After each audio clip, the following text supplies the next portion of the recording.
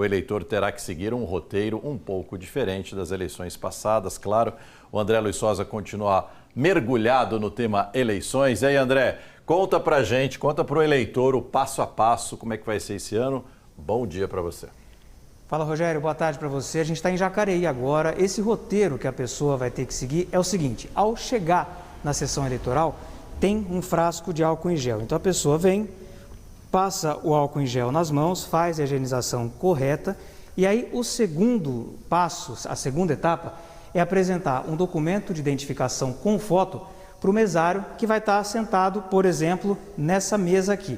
O documento de identificação pode ser, por exemplo, uma CNH, aqui eu estou com a minha CNH aqui, por exemplo, atualizada, ou então, se a pessoa tiver feito o cadastro biométrico, a pessoa pode mostrar o e-título, que eu também tenho aqui, olha só. Dá para mostrar o documento com identificação para esse mesário. Terceiro passo, qual que vai ser? A gente tem falado bastante da pessoa trazer a própria caneta. Estou com a minha caneta aqui. A pessoa chega, vai assinar o livro de presença que vai estar com o outro mesário que vai estar nesse local aqui. Depois que fizer isso, vai ser validado o voto pelo presidente da sessão, que vai estar numa terceira cadeira, que vai estar posicionada desse lado. Aí a pessoa segue para a cabine de votação eleitoral. A urna não está aqui dentro, mas a sequência de votação qual que é? Primeiro a pessoa vota para vereador, são 5 números. Depois vota para prefeito, 2 números, confirma. Se a pessoa quiser anular, pode anular, ou quiser votar em branco, também o mesmo procedimento, confirma e aí segue esse protocolo. Depois a pessoa tem a opção de pegar o documento, o comprovante, e depois passa o álcool gel de novo e segue para casa. Estou aqui com a Raquel, que é auxiliar de cartório. Raquel, ela vai explicar para a gente como é que vocês vão fazer para garantir que todos esses protocolos sejam seguidos à risca. Sim, todos os mesários foram instruídos, eles fizeram o treinamento, a gente reforçou através de comunicação, né, com eles durante todo o período. Então, eles sabem todos os procedimentos, não tem por que fazer tudo rápido, pode fazer com calma, inclusive para a gente ter essa segurança mesmo. Então, todos eles vão fazer a questão de lembrar o eleitor que tem que usar o álcool em gel, né, manter a distância, igual a gente está mantendo aqui das cadeiras entre um mesário e outro. E depois que a pessoa sair, volta a passar o álcool em gel, para a segurança de todos. Agora, eu mostrei, por exemplo, o documento que eu trouxe, né, a minha CNH, pode ser um RG, pode ser o próprio e-título também. Pode. E quais são os outros documentos que a pessoa pode apresentar, Raquel? A pessoa pode apresentar a carteira de trabalho, pode ser o passaporte, pode ser, por exemplo, a carteira profissional, tipo um advogado, um engenheiro, um dentista. Isso também é válido como documento oficial. E tem aquela média, como é uma votação rápida, né, seguindo esses protocolos Sim. todos, são apenas 2 vezes que a pessoa vai precisar utilizar a urna eletrônica, gira mais ou menos ali o processo na cabine 1 minuto, mais ou menos, para ser bem exagerado, né? Sim, a gente tem que considerar que também a gente tem os eleitores preferenciais, apesar da gente ter o horário das 7 às 10 da manhã, que será um horário preferencial não exclusivo, outras pessoas também poderão votar.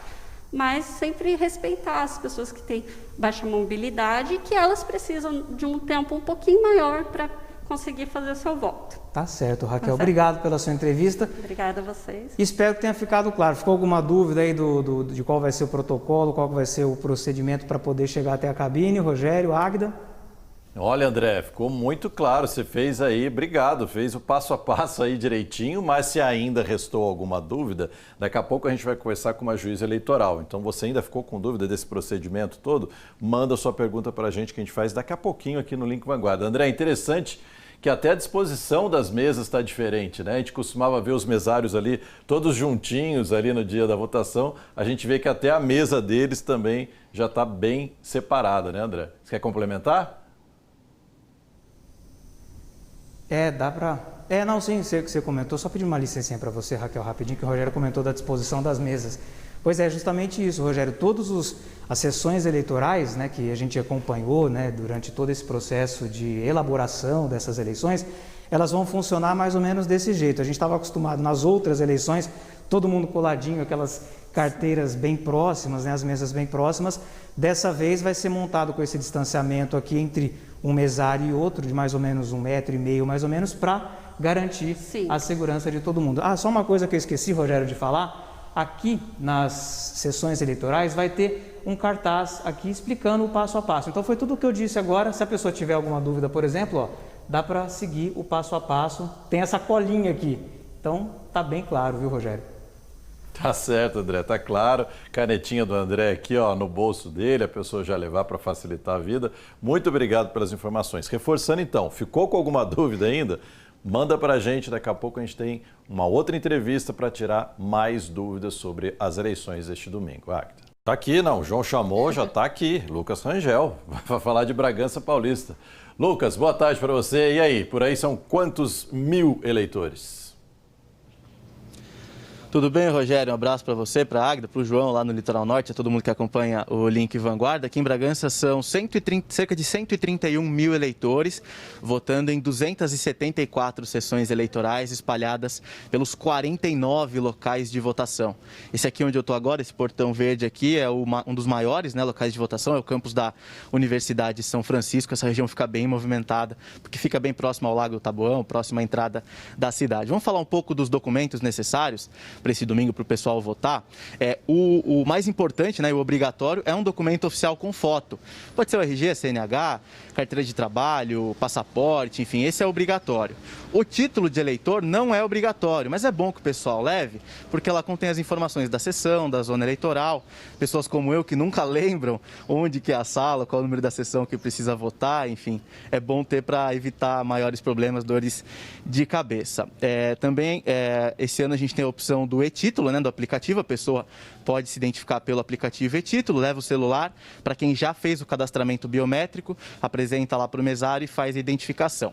Porém, o celular, a pessoa não pode entrar com o celular na cabine de votação, para olhar, por exemplo, os números de uma colinha, né? Essa colinha precisa ser feita no papel. Primeiro, então, os 5 números do vereador e depois os 2 números do candidato a prefeito. Lembrando, Rogério, que o voto é obrigatório para quem tem mais de 18 anos e menos de 70. Quem tem entre 16 e 18 e acima de 70 não precisa votar e não precisa nem justificar a ausência. Antes da gente encerrar, vamos falar um pouco dos números gerais aqui de eleitores da região do Vale do Paraíba e da região Bragantina. No total, são cerca de 2.200.000 eleitores, cerca de 100 mil eleitores a mais do que na última eleição, em 2016. Desse número, 52% são mulheres e 48% são homens. A gente deseja uma boa eleição para todo mundo, responsável, e que as pessoas votem consciente aí nos melhores candidatos. Volto com vocês. Boa, Angel, boa. Você vê que quanto mais a gente fala no assunto, mais a gente vai esclarecendo, né? Você falou a questão do título, né? Se não é obrigatório levar o título, por que eu vou levar? Porque ali mostra onde é que você tem que votar. Eu tô contigo, também não decorei zona, sessão e tudo mais. A gente sabe pela memória, né? Mas é bom ter o número ali na mão para saber exatamente onde votar. Obrigado aí pelas informações. Continua falando sobre isso, né? De Jacareí, nós vamos para Taubaté, que é o segundo maior colégio eleitoral da nossa região. Quem está em Taubaté é o repórter Pedro Melo. Ô Pedro, como estão os preparativos aí na cidade? Bom dia.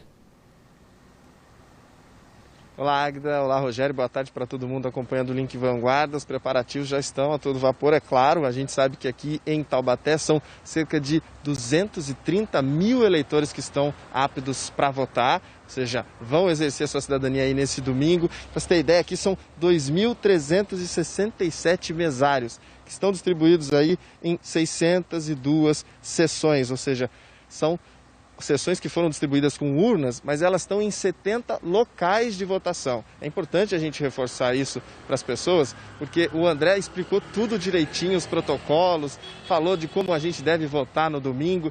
Então eu queria falar do horário. O horário é importante também, foi estendido, né, por causa da pandemia, das 7 da manhã então até às 5 horas da tarde, com horário preferencial para os idosos, das 7 da manhã às 10 horas da manhã. É claro, se possível, todo mundo conseguir respeitar isso, a gente consegue garantir que os idosos possam votar de maneira segura e depois a gente também tem os horários restantes aí para exercer o nosso voto. É importante a gente dizer também que quem tiver com febre ou com sintomas de Covid-19, não compareça no domingo ao seu local de votação. Depois vão passar 60 dias, você vai poder justificar isso sem problema algum, sem pagar multa. Então não compareça, ou seja, se nos últimos 15 dias já foi diagnosticado com Covid-19, não apareça. Você precisa ficar em repouso na sua casa, mesmo que você esteja assintomático. Esse é o risco maior que a gente corre. Ainda assim, a gente tem uma juíza eleitoral daqui a pouquinho no Link Vanguarda, mas se você já quiser anotar um número que eu vou te passar, para você conversar com um atendente virtual do TSE pelo WhatsApp, é o 61 9637 1078. Esse assistente virtual também tira todas as suas dúvidas com relação ao que é preciso levar, como que vai ser o funcionamento dessa votação. A gente está aqui em frente a um dos maiores locais de votação em Taubaté, a Escola Estadual Monteiro Lobato, e também tem alteração no trânsito aqui na cidade, viu? Os ônibus vão ser reforçados, cerca de 20% da média tradicional aí dos fins de semana, e também as linhas que atendem os locais de votação. Lembrando também que tem alteração nos arredores de algumas avenidas, por exemplo, a Avenida Granadeiro Guimarães, tem também John Kennedy com os Estados Unidos, tudo com agente de mobilidade no entorno para orientar o trânsito e aí todo mundo conseguir votar de maneira tranquila. Eu volto com vocês aí no estúdio. É isso aí, Pedro Melo, falando sobre os preparativos para as eleições em Taubaté. E é isso mesmo, né? A gente acaba pensando na votação para valer a partir de agora e acabam surgindo dúvidas, né, Rogério?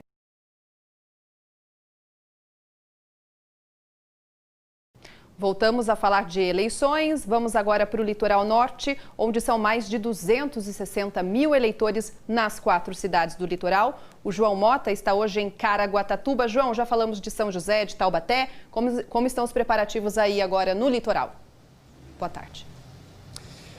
Oi, Águida. Boa tarde para você e para todo mundo que está com a gente aqui no Link Vanguarda. Está praticamente tudo pronto para o voto no domingo. Se a gente for levar em consideração as 4 cidades aqui do litoral norte, como você adiantou, são quase 263 mil eleitores para essas eleições municipais que acontecem agora nesse domingo. Aqui em Caraguatatuba é a cidade que é o maior colégio eleitoral, né, que tem o maior número de eleitores aqui no litoral norte.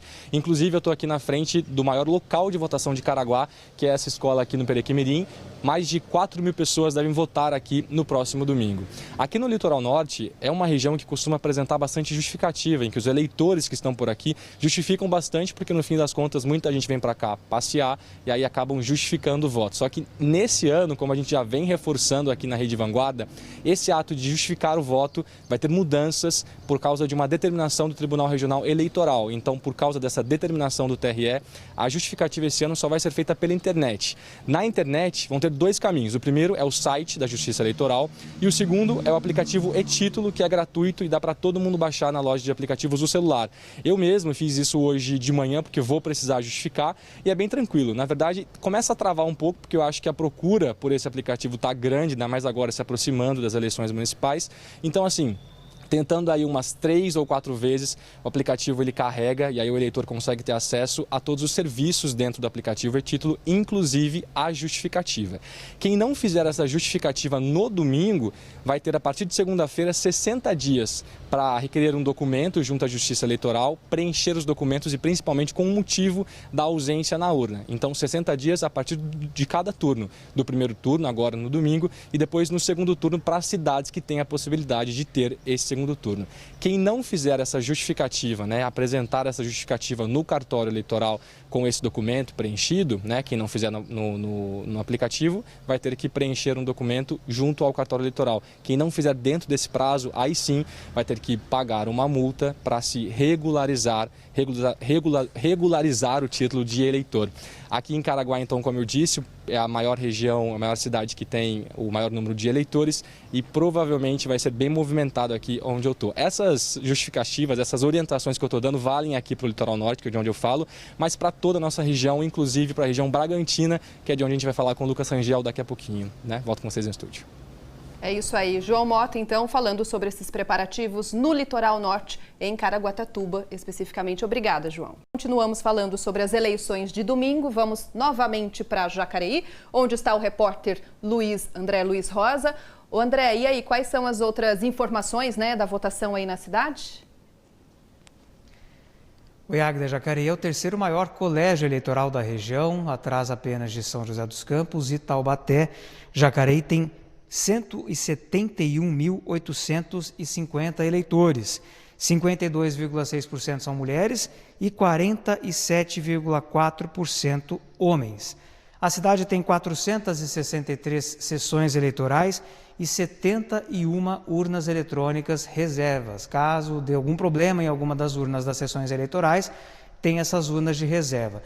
Essa escola onde nós estamos é a ETEC de Jacareí. Aqui existem 5 sessões eleitorais e as urnas em Jacareí devem ser levadas para as sessões eleitorais somente amanhã. E a gente está falando de eleições, Águida e Rogério, tem questão da acessibilidade. A Justiça Eleitoral montou sessões acessíveis para poder ajudar as pessoas com deficiência a conseguir votar. Isso daí deve beneficiar 5.200 eleitores de São José dos Campos para conseguir votar no próximo domingo. Veja a reportagem. Uma má formação na coluna tirou os movimentos das pernas do Luiz Daniel. Ele tem 35 anos, é jornalista e de 2 em 2 anos faz questão de votar. É uma obrigação. Eu sempre tive isso, a minha família sempre foi muito politizada. Até hoje, de 2 em 2 anos, eu estou lá mostrando a minha opinião. O fato dele ser cadeirante precisa de um local especial para conseguir ir às urnas. E a sessão eleitoral que ele vota é acessível. Se você não tem uma sessão acessível, adaptada, você tira o direito da cidadania de quem tem alguma deficiência. Seja ela física, visual, auditiva. Em São José dos Campos, dos 540.500 eleitores, 5.284 têm algum tipo de deficiência. Por isso, a Justiça Eleitoral disponibiliza sessões adaptadas, acessíveis para que essas pessoas consigam votar. Quando se fala em votação acessível, é o mesmo que dizer facilidades que o eleitor encontra na hora de votar. Nós estamos na escola Sebastiana Cobra, em São José dos Campos, que é considerada uma das escolas mais acessíveis, porque ela é toda plana, como vocês podem observar.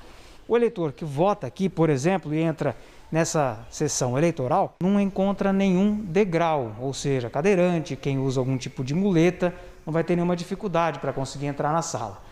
Aqui ficam os mesários, que também estão treinados para auxiliar o eleitor que é deficiente com qualquer dificuldade na hora de votar. O importante é exercer a cidadania e garantir o voto no próximo domingo. Não há a possibilidade de uma mudança. Então, se eventualmente o eleitor estiver numa sessão que não seja acessível, vai ter uma equipe do cartório eleitoral, da Justiça Eleitoral, para dar a condição para que ele chegue ao local de votação. Ficar sem votar é o que ninguém quer, né? Sem dúvida, né? É importante votar e a gente vai procurar dar toda essa condição. Olha, reforçando, se ficou alguma dúvida, G1 da Vanguarda, página especial, tem um monte de informação lá também. É por isso que a gente está dedicando todo esse início de Link Vanguarda para você conseguir tirar todas as suas dúvidas. Agora sim a gente conversa com a juíza eleitoral, a Márcia Matei. Doutora Márcia, bom dia para a senhora aí, está quase virando meio-dia. Eu queria começar com a pergunta dessa questão que o Pedro acabou de colocar, a questão da justificativa da ausência. Este ano tem a tecnologia aí ajudando o eleitor bastante, ele vai poder fazer isso com o celular, com o tal do e-título, ele vai justificar a ausência dele. Mas existe uma orientação, né, por questão de saúde, que se a pessoa tiver com sintomas da Covid, ela não ir para a votação. Ela tem que justificar a ausência dela por isso. Só que o e-título ele fica limitado a uma região, não é isso? Se a pessoa for justificar a ausência dela na mesma cidade, o e-título não vai aceitar, é isso? Como é que essa pessoa faz? É isso mesmo. Bom dia. Ele vai ter possibilidade de justificar depois pelo site até 60 dias ou, posteriormente, quando ele já estiver bem, comparece a uma sessão, zona eleitoral, e justifica e fala por que ele não foi votar, não tem problema nenhum. Isso vale também para a pessoa que vai trabalhar o dia todo e não vai conseguir justificar pelo e-título também, porque ela vai estar na mesma cidade de votação, certo? Sim, na verdade, os empregadores, eles têm que ter, pela lei, liberar a pessoa para votar também. Mas se por acaso isso não acontecer por qualquer problema, ela comparece posteriormente ao cartório e justifica, não tem problema. Doutora, vamos falar agora sobre os horários, né? Na verdade, ressaltar. O horário das 7 horas da manhã até as 10 horas da manhã vai ficar reservado para os idosos ou para todas as pessoas que estão dentro do grupo de risco. Por exemplo, se alguém não for votar, é do grupo de risco. Dentro desse horário, não vai conseguir votar entre as 7 e as 10 horas da manhã? Vai conseguir votar sim, para os idosos e para as pessoas com comorbidades, preferencialmente, mas pode votar em qualquer outro horário. Olha, eu queria só reforçar que essas perguntas todas que a gente está fazendo para a juíza eleitoral, você nos ajudou a fazer, tá? Mas é que muita gente fez a mesma pergunta, então a gente está juntando tudo aqui para esclarecer tudo. Olha, uma outra que teve muita pergunta nesse sentido. Vai ter algum tipo de entrada individual, o controle da entrada? A gente tem visto aí em vários lugares, em comércio, inclusive com o controle da temperatura corporal. Vai ter gente auxiliando nessa questão de manter a distância na fila ou cabe da consciência de cada eleitor? Cabe da consciência de cada eleitor. A entrada vai ser normalmente como aconteceu nas outras eleições, só que vai ser mantido o distanciamento nas sessões e as pessoas devem comparecer de máscara. Isso é muito importante. Se tiver alguma doença, se estiver passando bem, então não compareçam. Doutora, além da máscara, né, que é obrigatória a pessoa já estar com a máscara ali na escola que ela vai votar, por exemplo, o álcool em gel, que é imprescindível. As escolas vão deixar disponíveis o álcool em gel ou é necessário que o eleitor leve com ele aquele potinho de álcool? Estão disponíveis, inclusive já estão nas escolas e vai ser fornecido. Em relação à máscara, doutora Márcia, se por acaso a pessoa arrebentou o elástico da máscara, caiu no chão na hora que ela foi colocar. Né? Vão ter máscaras assim disponíveis para as pessoas nesses casos de emergência? Vai ter disponível para o eleitor? De emergência sim, só que o número é reduzido. Então a gente pede que não esqueçam e que talvez até leve uma extra, mas tem sim, para esses casos emergenciais já está disponível. Mas é obrigatório levar. Eu queria complementar essa questão da máscara. O mesário vai confiar ali no documento, claro, né, com foto do eleitor. Mas ele pode ter alguma dúvida, ele pode pedir para a pessoa baixar um pouquinho a máscara para confirmar essa identificação da pessoa, do eleitor? Sim, pode sim. O eleitor fica a uma distância de 2 metros do mesário, abaixa a máscara, ele confere e coloca a máscara novamente. Agora, com relação à caneta, o André Luiz Rosa, né, no começo do jornal, mostrou o passo a passo dessas regrinhas necessárias para este ano de pandemia. É preciso, ou seja, é obrigatório o uso da caneta? Tem que, inclusive levar alguma cor específica? Não tem nenhuma caneta específica, pode ser qualquer uma, mas se por acaso ele não tiver, nós também temos canetas disponíveis e elas serão higienizadas após cada uso. Doutora, para a gente encerrar, só para a gente esclarecer aí na hora da urna ali mesmo, né? Então o André já falou que a sequência é primeiro o vereador, são 5 números e depois o prefeito. Vamos relembrar o eleitor, que é sempre importante, em relação à diferença entre voto branco, voto nulos e também no voto na legenda. Continua valendo o voto na legenda este ano? Sim, bastante. O voto na legenda é o número do partido. Tanto o voto da legenda quanto o próprio candidato específico, esses votos vão para o partido. Quanto mais votos o partido tiver, mais candidatos ele vai eleger. E dentre esses candidatos, aquele que tiver maior número de votos. Então, se você quiser um candidato específico, é melhor votar nele especificamente do que só no partido. O voto branco tem uma tecla específica e o nulo é o número errado que você confirma. Se por acaso você pretender votar no número de candidato e digitar errado, tem uma tecla corrige. Corrige, digita novamente e aperta o confirma. Doutora Márcia Matei, então, muito obrigada, viu, pelos seus esclarecimentos. Nós conversamos com a juíza eleitoral Márcia Matei. Obrigada, tudo de bom. De nada, sempre às ordens. 12:05 agora, vamos aproveitar para atualizar a situação da Covid-19, afinal é ela que está mudando toda a nossa rotina, inclusive nas eleições. Vamos aos números.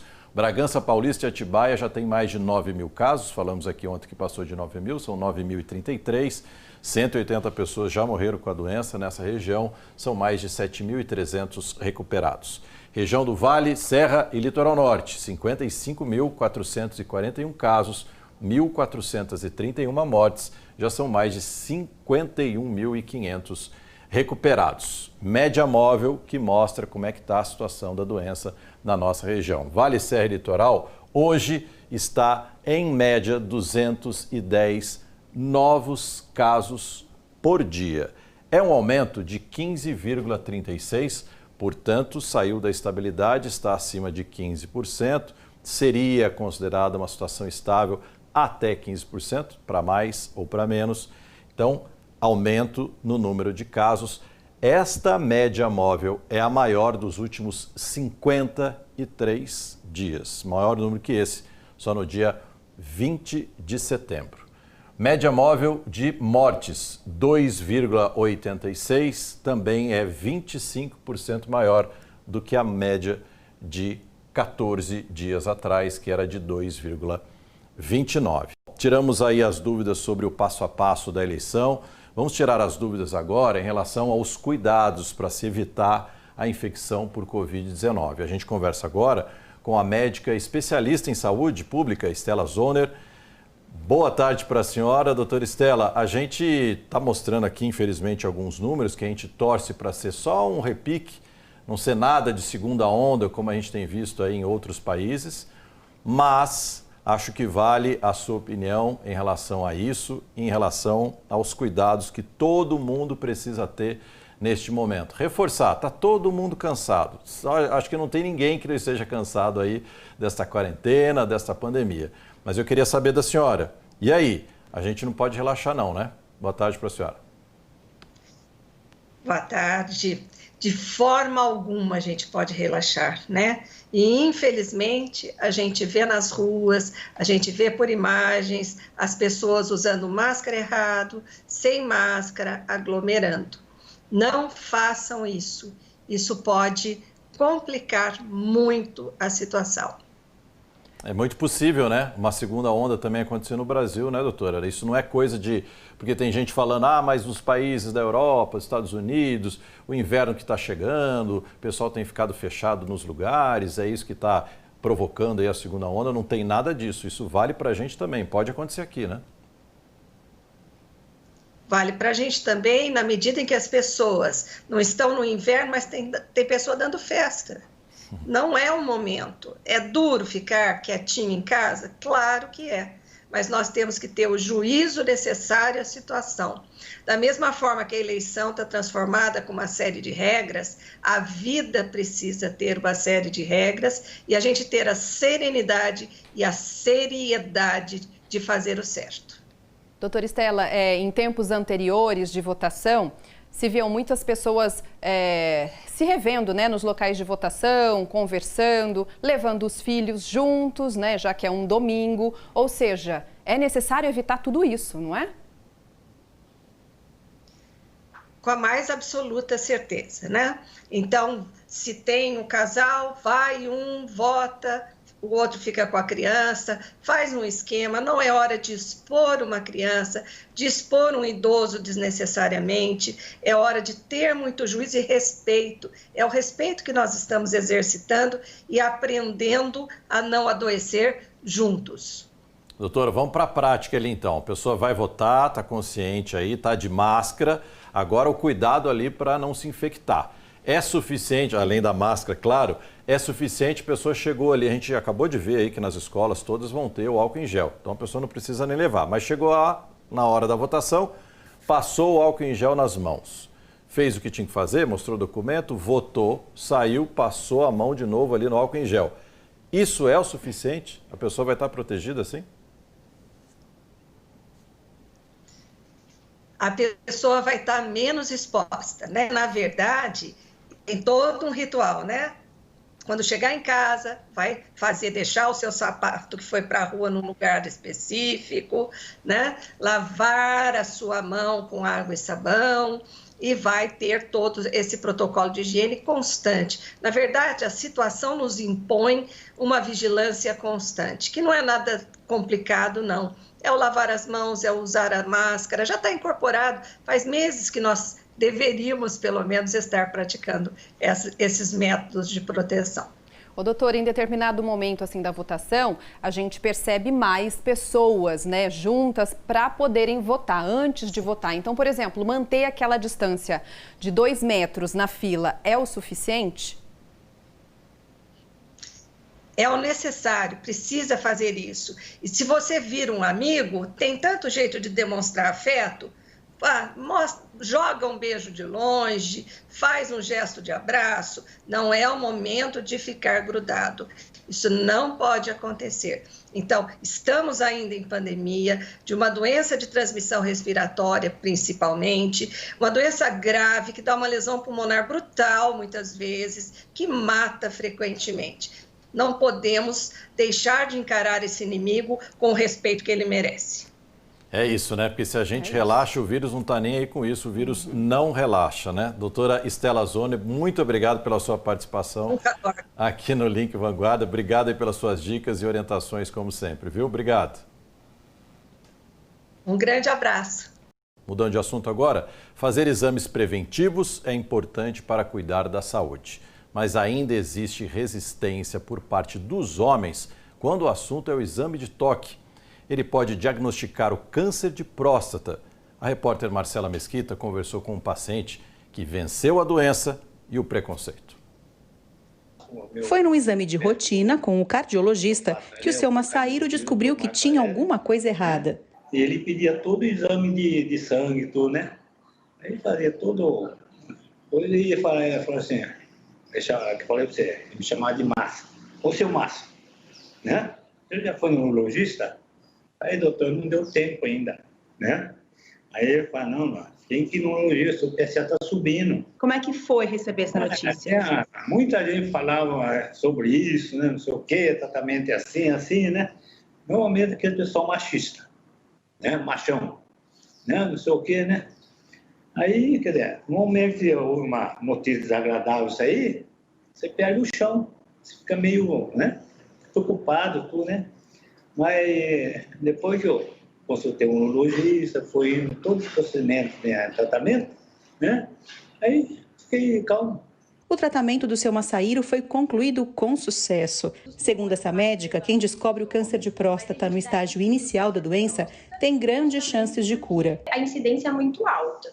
E o diagnóstico precoce no câncer de próstata é muito importante, porque a chance de cura chega a quase 100% se o diagnóstico precoce for realizado.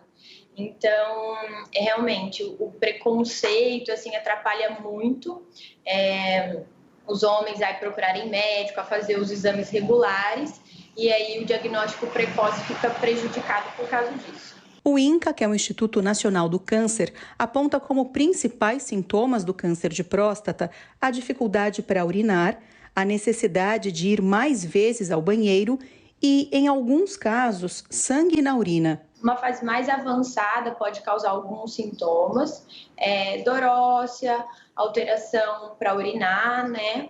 Às vezes sangue na urina, esses são os principais sintomas.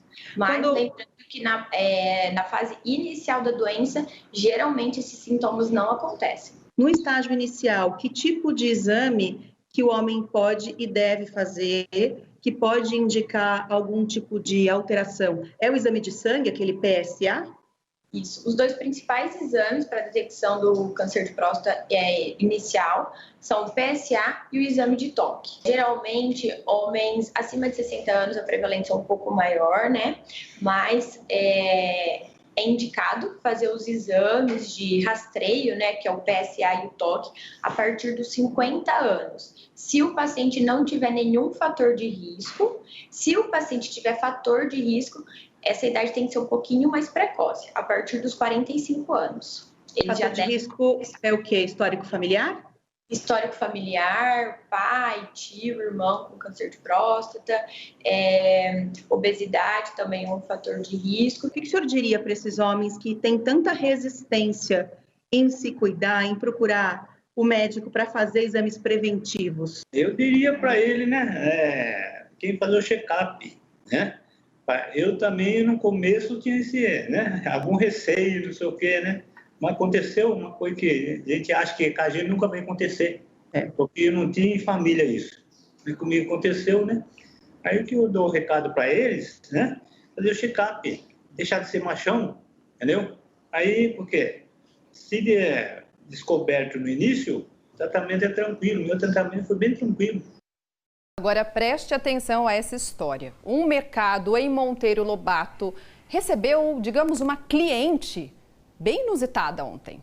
Dá só uma olhada em quem resolveu passear dentro de um mercado na região central de Monteiro Lobato. Deu para ver, gente? Ó, é uma vaca. Imagine o susto de quem estava nesse mercado nesse momento. A gente conversou com os responsáveis pelo mercado, que contaram que tinham acabado de abrir as portas. Olha lá a correria, o pessoal meio sem entender, né, o que estava acontecendo. Então eles tinham acabado de abrir o mercado por volta das 8 horas da manhã e atendiam os primeiros clientes, quando a vaca simplesmente invadiu o lugar correndo. Uma das funcionárias se assustou com o animal, claro, correu também, dá para ver aí uma movimentação, né? A vaca foi direto para a padaria e saiu rápido, sem encostar em nada. Eu acredito que estava saindo aquele cheirinho de pãozinho fresco, gostoso da padaria, e ela se empolgou. Foi o pãozinho, então? Será? Tô achando que sim. Mesmo porque o leite ela já tem, né? Bom, vamos lá. Bom, o que muitos eleitores também querem saber é como vai ficar a previsão do tempo no domingo, na hora da votação. Será que deve chover? Nesses últimos dias a gente teve chuva, né? Um tempo meio instável aqui na região. Quem vai responder pra gente então é Luiz Kondraski, meteorologista do CPTEC-INPE. E aí, Luiz, boa tarde, muito obrigada. Vai fazer calor ou vai ficar com um tempo instável, chuvoso no domingo, hein? Boa tarde, Águida. Então, o domingo aí está prometendo aí na região sol bem forte, até com calor no período da tarde. Não deve ter chuva em grande parte do vale, também na serra e no litoral norte. Pequena chance de algumas pancadas de chuvas rápidas e isoladas no vale histórico, principalmente nas áreas próximas às serras. Por exemplo, ali desde Guaratinguetá até Bananal, tem uma pequena chance aí de pancadas de chuva no período da tarde que serão bem rápidas. Ou seja, o domingão vai ser de tempo aberto, quente. As temperaturas podem chegar a quanto, mais ou menos, Luiz? Isso, deve ser bem quente. Temperaturas em torno de 30 graus, 31 graus em algumas áreas do vale e também no litoral norte. E chegar a 26 graus em Campos do Jordão. E também na região de Bragança Paulista, em torno de 30, 31 graus. Deve fazer calor aí nesse domingo de eleição. Tá certo. Agora, para amanhã, até dei uma olhada no site do CPTEC, tem previsão de chuva, né, para a região. Para o litoral, é diferente ou não? Olha, ainda tem previsão para amanhã de chuva na região, né, que poderão ser localmente fortes em algumas áreas aí do vale, também da Serra da Mantiqueira. No litoral norte também tem chance, mas de forma bem mais rápida e isolada, no período da tarde, principalmente, entre a tarde e a noite. Luiz, só vamos explicar, né? Essa semana foi uma semana novamente de tempo mais instável. O sol não apareceu assim com tanta força. Tem algum fenômeno aí na nossa região, uma passagem de uma frente fria? O que está explicando essa instabilidade no tempo na região? Olha, não teve assim frente fria passando, apenas áreas de baixa pressão que provocaram muita umidade, ou seja, uma convergência de umidade para a região nossa e também para a região sudeste, que teve chuvas e pancadas fortes em algumas áreas. Então foi esse mais ou menos o fenômeno dessa semana que ocasionou essas chuvas e também o tempo mais fechado e temperaturas um pouco mais agradáveis. Agora, para o início da semana que vem, já que no domingo você mesmo disse que o tempo vai firmar, né, vai fazer sol, a semana começa com o tempo mais aberto também? Olha, amanhece com o tempo mais aberto em toda a região, mas durante a tarde e a noite aumenta essa nebulosidade e deve fazer pancadas de chuvas rápidas e isoladas, porém poderão ser localmente fortes nas áreas aí do vale, da serra e também no litoral norte. E as temperaturas devem subir na região já no início da próxima semana, ser mais quente do que no domingo. Tá certo, então conversamos com o Luiz Kondraski, meteorologista do CPTEC-INPE. Te desejo um ótimo fim de semana, Luiz. Obrigada. Para você também. Obrigado. Começou hoje o transporte das urnas eletrônicas que receberão os votos dos mais de 540 mil eleitores de São José dos Campos no domingo. Um esquema de segurança foi montado para garantir que nada aconteça aos equipamentos. As urnas eletrônicas já tinham sido lacradas na semana passada e estavam aguardando o transporte para as 1.421 sessões eleitorais, que são as salas de votação que recebem os eleitores.